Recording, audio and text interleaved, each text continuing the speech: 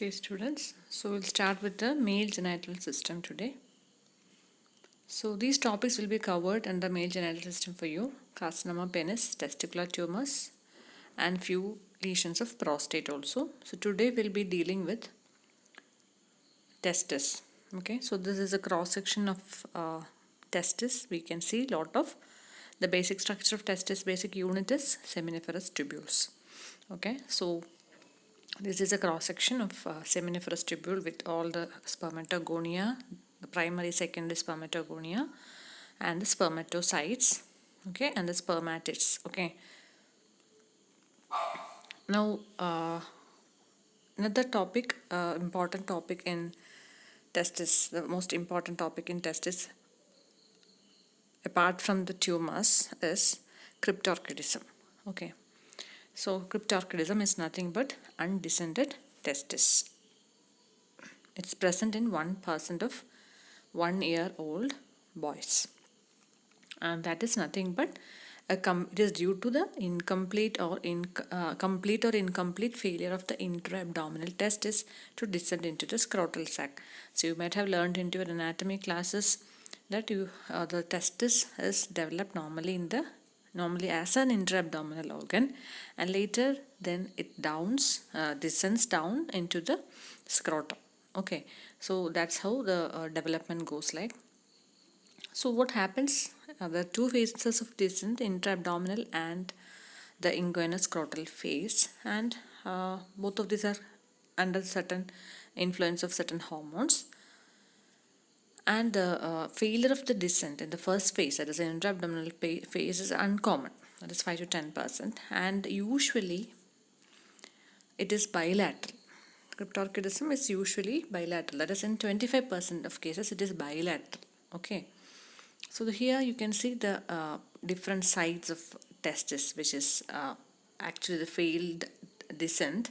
It has caused this testis to remain in certain positions. Okay, so through the inguinal ring, it has to descend to the scrotum. So these are certain abnormal positions. You can get an abdominal part, as an inguinal or a suprascrotal mass. All this can present as a mass. So the patient will present as a mass. Okay. So that is a cryptorchidism. So ectopic testis is something different actually. That is not the cryptorchid, the original true cryptorchidism. Here it can be seen in some other sites, and that will be unrelated to this pathway. Okay, normally the intra-abdominal testis, it will descend through the inguinal ring and reach the scrotum, but in ectopic testis it is something else, like you get an ectopic thyroid tissue somewhere else. Okay, like that you can get an ectopic testis somewhere. It can be in the inguinal ring, or it can be somewhere in the abdomen or in the perineum. Okay. Okay. So it involves right testis more, and grossly it can be normal or atrophic. The testis which is not descended can be normal or atrophic, and microscopically, because it is not there in the scrotal sac, the tubules, seminiferous tubules, will undergo atrophy because it is not getting that environment or that temperature to maintain its all functions. It will undergo atrophy, and also hyalinization and Leydig cell hyperplasia. These are certain microscopic features which you should remember. Leydig cells are nothing but the interstitial cells which you see in between the seminiferous tubules. Okay. So these Leydig cells and Leydig cells will undergo hyperplasia. Why? Because in order, as a compensation of this atrophy of the seminiferous tubules, it will undergo hyperplasia. Okay. And another risk is a foci of carcinoma, or a testicular tumor, not a carcinoma. It is a testicular tumor. That is, the most common testicular tumor is seminoma. So there is a risk of seminoma. We have seen lot of cases of cryptorchid testis which later developed to seminoma. So that's why the patients or the children should undergo surgery at that age itself. Okay, orchiopexy. What is orchiopexy? That is this surgery for cryptorchidism. They will excise those intra-abdominal testis, and they will take it out, and then they will place it in the scrotal sac. Okay, so that is known as orchiopexy. So what is the importance of orchiopexy is this, because there is a risk of malignancy arising in the cryptorchid testis. Okay. Okay, so this is a percentage distribution of which of the common sites of this cryptorchid testis. So this is a microscopy, I told you. See how when you compare the normal testis and this cryptorchid testis, you can see the tubules are hyalinized. Okay, means it is more pinkish in color, and the cells also are very less. The spermatocytes, spermatogonia, everything is very less. Why? Because that is a feature of atrophy. The cells are very less. Okay, the cell number is reduced, and see this interstitium, it is more expanded. Okay, with those Leydig cell hyperplasia. About few inflammatory lesions, I am rushing through this topic because just you remember that these are the few inflammatory lesions. You all know that mumps infection has a complication, that mumps orchitis. Okay, and tuberculosis is another important infection which can affect any parts of our body, and if it affects testis, it is known as tuberculosis. And usually, if it involved testis, before that it would have involved the epididymis also. So that is known as tuberculous epididymo orchitis. See, this is a picture of tuberculous orchitis. You can see that whitish lesion just above the testis. So that is a caseous necrosis seen in TB. This is testis, and that is a caseous necrosis. Okay. Now another thing, this also you have learned in your practical classes, torsion testis, any cause which leads to the twisting of the testicular vessels will lead to this condition. So what happens? These vessels of the testis will occlude, and that will result in the infarction of the testis. So there will not be any blood supply. And what is the microscopic feature of this torsion testis? It is the testicular necrosis, that is coagulative necrosis or hemorrhagic necrosis. And grossly also, it's very important because this is an important specimen for your exam. So this is the testicular torsion specimen with a blackish testis because of that infarction. Cut section will be hemorrhagic.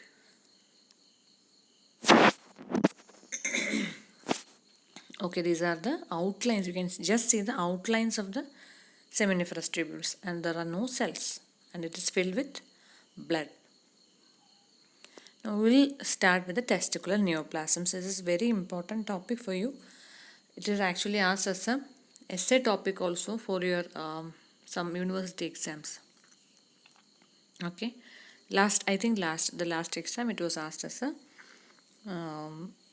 essay topic, classify testicular tumors and write about or describe about the most common testicular tumor. That's what the question was. Okay, so testicular neoplasms occur in about 2 per 1 lakh males, and it is a cause of firm painless enlargement of testis, most important cause. And the peak incidence is between 15 and 34 years. The testicular neoplasms commonly encountered are usually seen in this age group, the second as well as the third decade of life. Okay, so what are the etiological factors? One factor we already discussed, that is cryptorchidism, testicular dysgenesis. Neoplasm in one testis even can lead to increased risk in the contralateral testis. Then some dysgenesis or some genetic abnormalities. So how will you classify? This is very, very important. See, we have learned about ovarian tumors classification. Testis and ovary has lot of similarities regarding the pathological lesions which you see in both of these organs, because both are gonads. So the tumors also will have same classification and same appearance also microscopically. So it's easy if you have learned the ovarian tumors beforehand. If you have learned then it will be very easy to follow this also. Okay, so the classification also is same, but the difference is in ovarian tumors you have more of a surface epithelial tumors like serous, mucinous, endometrioid like tumors. Okay, and that constitutes about 90% of the ovarian tumors. But coming to testis, those surface epithelial tumors are very, very rare. But here, the most common type of testicular tumor is germ cell tumor. In ovarian tumors also you have germ cell tumors, but that is not that common when compared to the other surface epithelial tumors. So here the most important one is germ cell tumor. So what are the germ cell tumors? And in ovary which are the germ cell tumors you learned? That is, one is dysgeminoma, then yolk sac tumor, embryonal carcinoma, teratoma, choriocarcinoma. So these were the germ cell tumors of ovary. But when coming to testis, what is the counterpart of dysgeminoma of ovary? The same counterpart you get here also.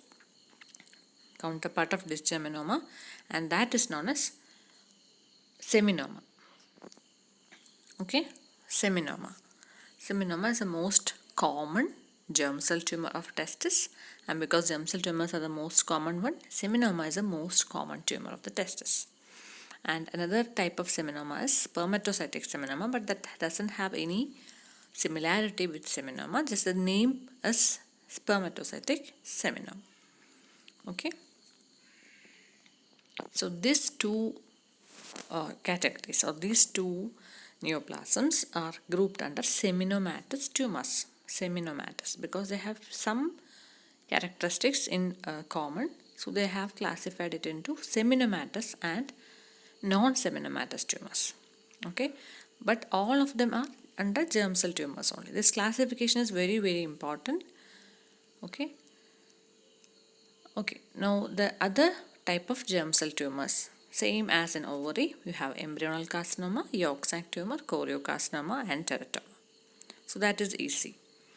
The only difference is instead of dysgeminoma you have seminoma here, and another new lesion, that is spermatocytic seminoma. And these tumors are collectively known as non-seminomatous germ cell tumors or NSGCTs. NSGCTs. So why I am stressing again on this topic is it is very, very important.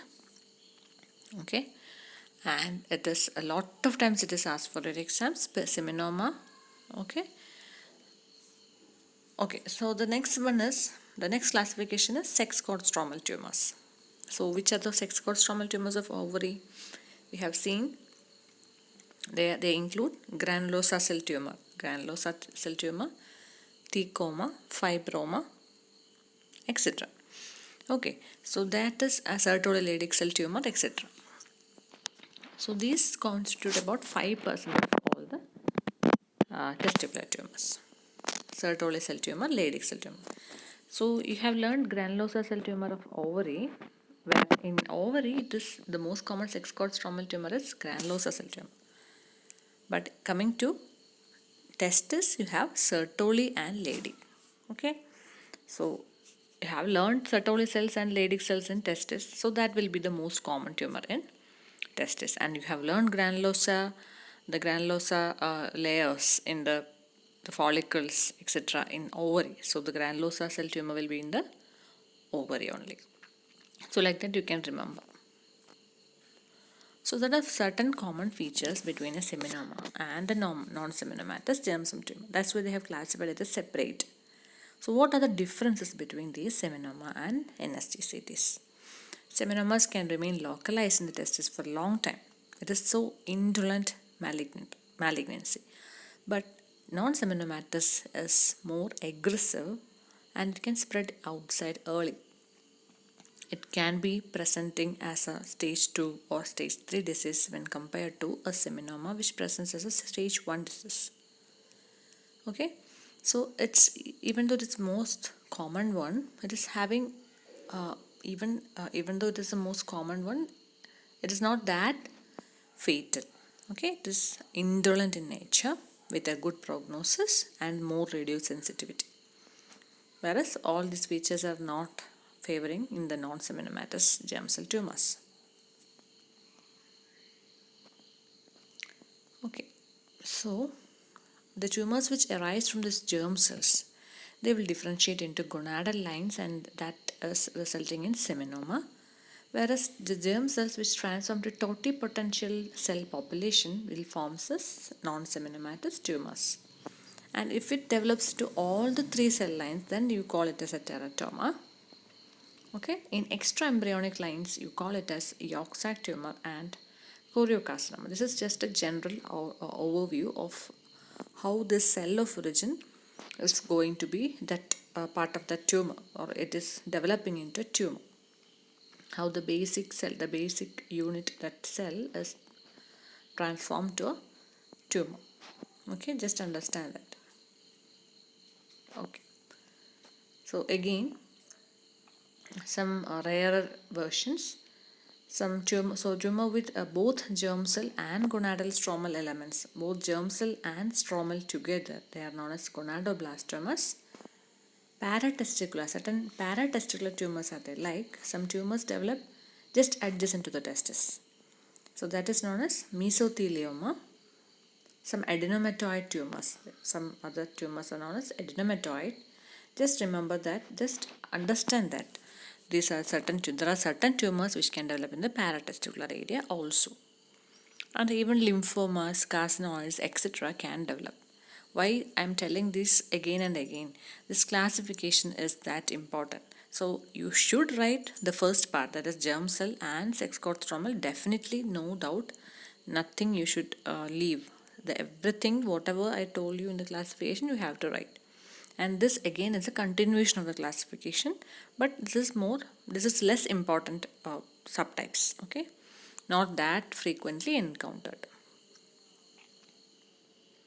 Okay, the predisposing factors I told you: testicular dystenesis, cryptorchidism, dystenesis including testicular feminization, Klinefelter syndrome, and genetic factors.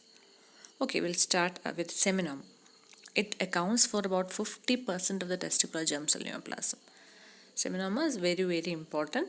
Histologically, again, it is identical to dysgeminoma.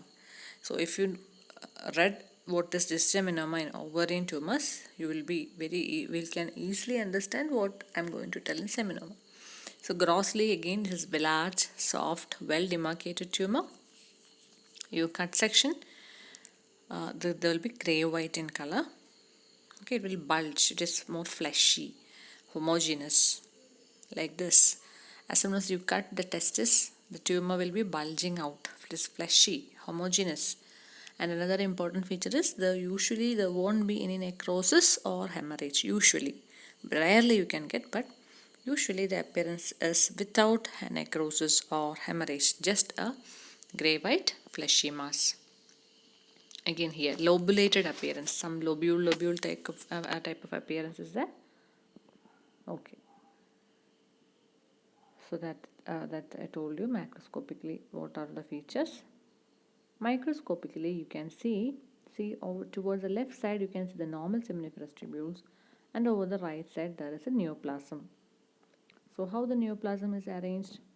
In the first slide you can see this one. You can see neoplastic cells are arranged as lobules, big lobules. Okay, and some cells are there in between. They are all small lymphocytes between these two lobules. So this appearance is very important. So lobules of these cells, tumor cells, which are separated by fibrous septa, and in this fibrous septa you can see lot of small mature lymphocytes. And what about these tumor cells? How do you describe these tumor cells? This is also very important.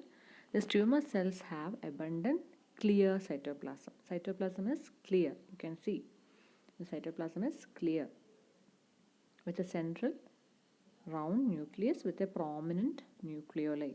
So all these features are very important in seminoma. Okay, so that's written here. Round nuclei with conspicuous or prominent nucleoli. And what about the stroma? There will be lymphocytic infiltrate, and sometimes you can get a granuloma also. Certain tumors you have some granulomatous reaction. One of this tumor is seminoma. And another important thing, there are certain markers which are positive in all these tumors, in testicular and ovarian tumors. There are certain markers which are positive. So one of them is PLAP. What is PLAP? That is placental alkaline phosphatase, which is positive, is a IHC marker which is positive in seminoma. So nowadays your exam patterns, your questions, everything is going to change. Okay, so they are asking more and more diagnostic aspect regarding your means they are actually testing your practical knowledge. So practically what we are doing daily, we are, if you get a testicular tumor like this, we do this PLAP marker, IHC marker, that is a special histochemical stain. So if you have a seminoma, this PLAP will be positive. Okay, so that is placental alkaline phosphatase. And okay, so this is a higher power of this, more higher magnification. You can see the big cells with clear cytoplasm, central nucleus and prominent nucleoli. Adjacent stroma you have this lymphocytic infiltrate. Okay.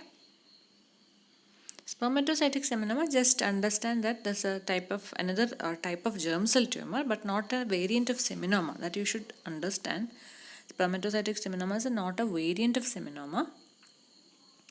It contains a mixture of medium-sized cells, large uninucleate or multinucleate tumor cells, and some small cells. Okay.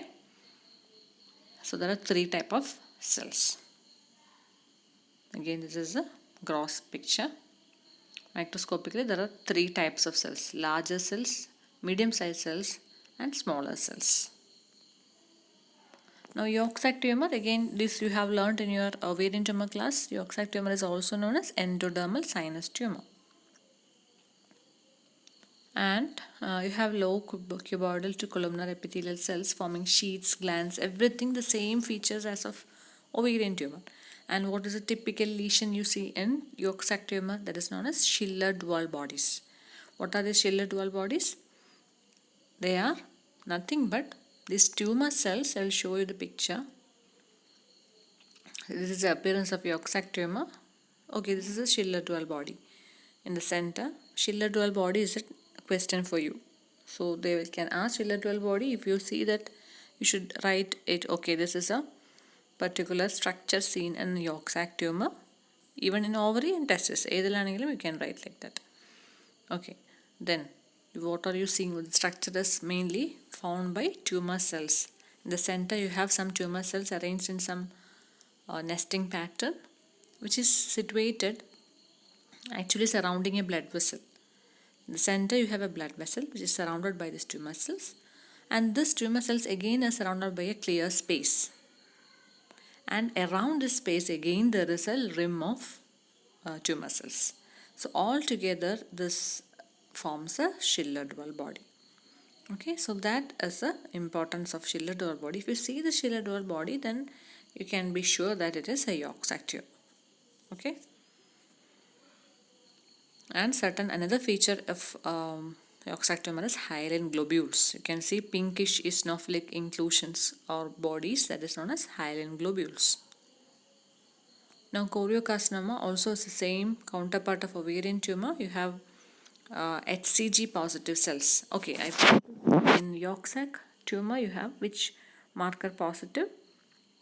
That is AFP, alpha fetoprotein. That is a marker which is positive in yolk sac tumor. But in choriocarcinoma, because it is associated with the gestational trophoblastic disorder, we have learned in FGT. So similarly, here also you have the trophoblastic cells. Okay, the syncytial trophoblast and cytotrophoblast with HCG positive. The marker is HCG. Okay. Now the last one is teratoma. Teratoma, in ovary you have learned about teratomas in detail, but in testis the feature and all will be the same. Okay, usually they won't ask as testicular teratoma and ovarian teratoma usually ചോദിക്കുക. Why? Because Testicular teratoma is very, very rare.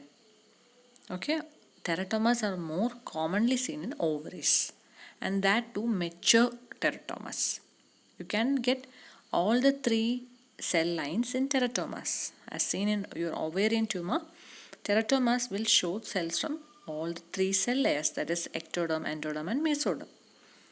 Okay, that to mature tissue. In a mature teratoma, you will get mature tissue. Whereas in immature teratoma, that is a second type of teratoma, you have more of immature tissue, that is neural, the glial, the immature glia, the immature nerves, the immature mesenchyme. Everything will be immature, and that immaturity point towards some malignancy. Okay, so that is immature somatic elements. And even this mature teratoma, you can get squamous epithelium, you can get glandular means adenoid patterns, respiratory epithelium, cartilage, bone, hair, everything, but they are all mature. And what happens sometimes you can get a malignant transformation from these mature elements. For example, a squamous epithelium can turn to squamous cell carcinoma. So that is also a rarer possibility. Okay, so teratomas you have in testis, teratoma is very, very rare. That you should keep in your mind. So this is a morphology. You can see if at all you develop a teratoma in testis, that will be immature. That is the norm. Okay. So this is also picture of a teratoma. You can see large areas of cartilage, respiratory epithelium, etc. Now, what about the clinical features and prognosis of the testicular tumors? It's a painless enlargement of testis, and usually seminomatous tumors spread by lymphatics, and non-seminomatous are more aggressive. They spread by both lymphatics and hematogenous, and can spread to liver, lung, etc. Tumor markers, I already told you, HCG positive in choriocarcinoma, AFP in, that is alpha fetoprotein, in yolk sac tumors. Okay, so all these are important aspects clinically. They can measure the tumor markers HCG, that is human chorionic gonadotropin levels. If it is high, then it point towards a choriocarcinoma. We had a case last month of a 20-year-old male who presented with a testicular mass. They did orchidectomy, and his tumor markers, his HCG was 1600 or even more, and his AFP was also raised. Okay, a lot of markers. I will tell you the other markers also. Okay, other marker, that is LDH. LDH is usually done to assess seminoma, the tumor burden you see in seminoma. Okay, and AFP, HCG. Okay, all these things were raised in that patient. So that was a mixed germ cell tumor because all these were raised. So these tumor markers are very important, and this is also asked as a short note for you. What is the importance of serum markers in testicular tumors? Why? Because even before orchidectomy, they can they can get a clue regarding the condition, whether the patient is having a malignant neoplasm or is it a inflammatory swelling. Okay, like that. If it is not raised, AFP is not raised, LDH is not raised, it is not a neoplasm, like that. So they can evaluate a testicular mass, they can assess the tumor burden. Okay, if LDH is very, very high, the tumor breakdown or the tumor cellularity is very high. Okay, then for staging after orchidectomy, if it is still raised, it is a higher stage. So even after orchidectomy, they can do this markers. Okay, so if the stage is very high, what happens even after orchidectomy, these markers will still be present in the patient's serum. It will not come down. Whereas if the stage is less, only orchidectomy is needed. After the orchidectomy, the serum marker level will come down. Okay, and also they can monitor response to treatment. After treatment, they can see whether tumor markers are reducing or if it is remaining like that, etc. Okay, so these are the serum markers I told you. So testis topic is over. It's very, very important. Cryptorchidism, torsion testis, testicular tumors, especially seminoma. But you have to learn all the names of other tumors also. The classification is also very, very important. Okay, thank you.